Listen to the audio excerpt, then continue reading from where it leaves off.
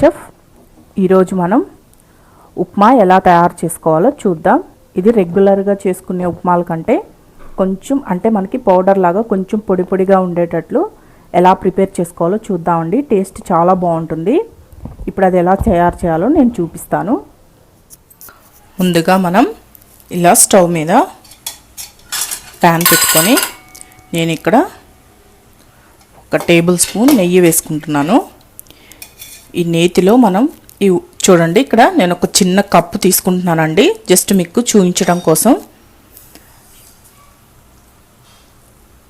ఈ ఉప్మా రవ్వ వేసేసి దోరగా ఈ నేతిలో వేయించుకోవాలండి, మాడిపోకూడదు. ఈ ఉప్మా రవ్వ మొత్తం దోరగా వేగితే సరిపోతుంది.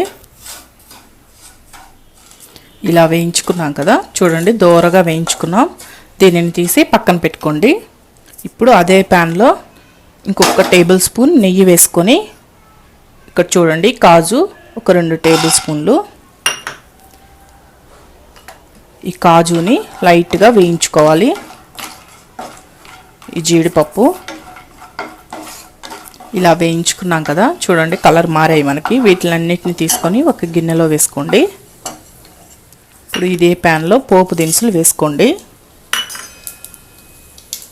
ఈ పోపు దినుసులు 1 టేబుల్ స్పూన్ సరిపోతాయి.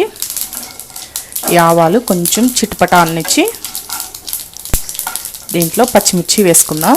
ఒక 2 పచ్చిమిర్చి ఇలా సన్నగా కట్ చేసి వేసుకోండి.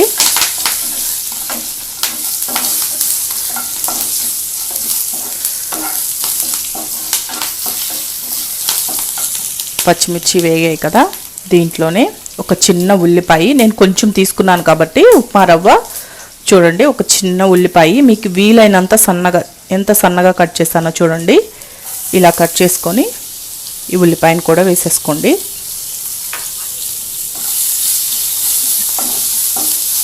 బాగా వేగాలండి ఈ ఉల్లిపాయ. ఇలా సన్నగా కట్ చేసుకొని చూడండి మనకి ఎంత సన్నగా తరిగామో, ఈ విధంగా అయితే మనకి ఉప్మా బాగుంటుంది. దీంట్లోనే ఒక రెమ్మ కరివేపాకు వేసేసుకోవాలి. దీంట్లో మీకు ఇష్టమైతే సన్నగా, బాగా సన్నగా తరగాలండి, సన్నగా తరిగిన అల్లం కూడా వేసుకోవచ్చు. కొంచెం ఒక చిన్న ముక్క, టేస్ట్ బాగుంటుంది అల్లం వేసుకున్నా కానీ. ఇలా వేయించుకున్నాం కదా, ఇప్పుడు ఇక్కడ చూసారా నేను ఏ కప్పుతో అయితే తీసుకున్నానో అదే కప్పుతో 1.5 కప్పు వాటర్ పోసుకుంటున్నాను. మామూలుగా అయితే 2 కప్పులు పోసుకోవాలి, మనకి ఇక్కడ పొడి పొడిగా రావాలి కనుక 1.5 కప్పు పోసుకున్నానండి. మీకు కొంచెం ముద్దగా కావాలి అనుకుంటే 2 కప్స్ వేసుకోండి, వాటరు సరిపోతుంది. దీంట్లో సరిపడినంత ఉప్పు వేసుకోవాలి. చాలా టేస్ట్గా ఉంటుందండి ఇది, చాలా పొడి పొడిగా అనిపిస్తుంది మనకి. ఉప్పు వేసుకొని ఈ వాటర్ బాగా బాయిల్ అవ్వాలి. మూత పెట్టేసి ఈ వాటర్ని బాయిల్ అయ్యేదాకా వెయిట్ చేద్దాం. ఇప్పుడు చూడండి వాటర్ బాగా బాయిల్ అవుతున్నాయి కదా, దీనిలో మనం ముందుగా వేయించి పెట్టుకున్నాం కదా ఉప్మా రవ్వ, ఈ ఉప్మా రవ్వని కొంచెం కొంచెం వేసుకుంటూ సిమ్లో పెట్టేసేయండి. సిమ్లో పెట్టి ఉండకట్టకుండా కొంచెం కొంచెం వేసుకుంటూ తిప్పుకుంటూ ఉండాలి.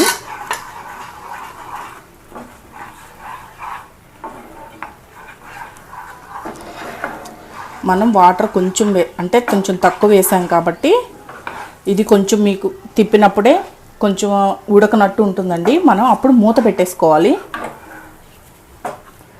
ఆ మూత పెడితే ఆవిరికే మగ్గిపోతుంది ఉప్మా, మొత్తం సాఫ్ట్గా వస్తుంది, పొడి పొడిగా వస్తుందండి. టేస్ట్ చాలా బాగుంటుంది. ఇలా వచ్చిన తర్వాత దీనికి సిమ్లోనే పెట్టండి, మూత పెట్టేసి సిమ్లోనే పెట్టి మగ్గించుకోవాలి. ఈ ఆవిరితోనే మగ్గుతుందండి. ఇప్పుడు మూత తీసి చూద్దాం. ఒక 2 నిమిషాల తర్వాత చూసారా మనకి ఫస్ట్ ఉడకనట్టే ఉంది. ఈ ఉప్మా రవ్వ మొత్తం చక్కగా ఉడికిపోయింది చూడండి. అదే విధంగా మనకి పొడి పొడిగా వస్తుంది. ఇప్పుడు కొంచెం అంటే మనకు అక్కడక్కడ ఉండలుగా కనిపిస్తుంది కదా, కొంచెం ఆరిన తర్వాత ఇంకా పొడి పొడిగా ఉంటుందండి. దీంట్లో మనం వేయించి పెట్టుకున్న ఈ కాజు,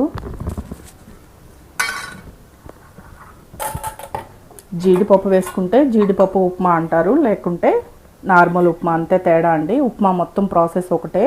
దీంట్లో నెయ్యి వేస్తున్నాను 1 టేబుల్ స్పూన్. ఈ నెయ్యి వేసుకోవడం వల్ల టేస్ట్ చాలా బాగుంటుంది.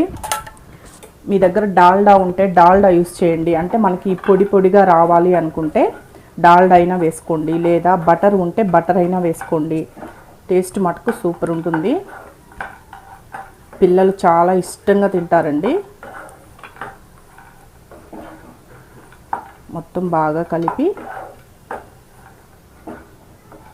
ఇంకొక నిమిషం మూత పెట్టి మగ్గనివ్వండి. మనకి ఇంకా ఎక్కడైనా కొంచెం ఉంటే బాగా మగ్గిపోతుంది. ఇంకొక నిమిషం మూత పెట్టి మగ్గనిచ్చి సర్వ్ చేసేసుకుందాం. ఇప్పుడు 1 నిమిషం తర్వాత మూత తీసి చూడండి, పూర్తిగా మగ్గిపోయింది మనకి ఉప్మా రవ్వ.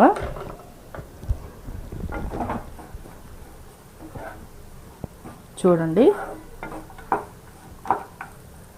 దీన్ని ఇప్పుడు సర్వ్ చేసుకుందాం. చూసారా, ఉప్మా రెడీ అయిపోయింది.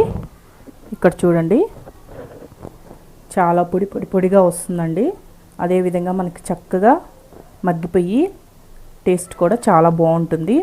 మీ పిల్లలకి దీంట్లో కొంచెం చక్కెర కలిపి ఇచ్చేసారంటే చక్కగా తినేస్తారండి.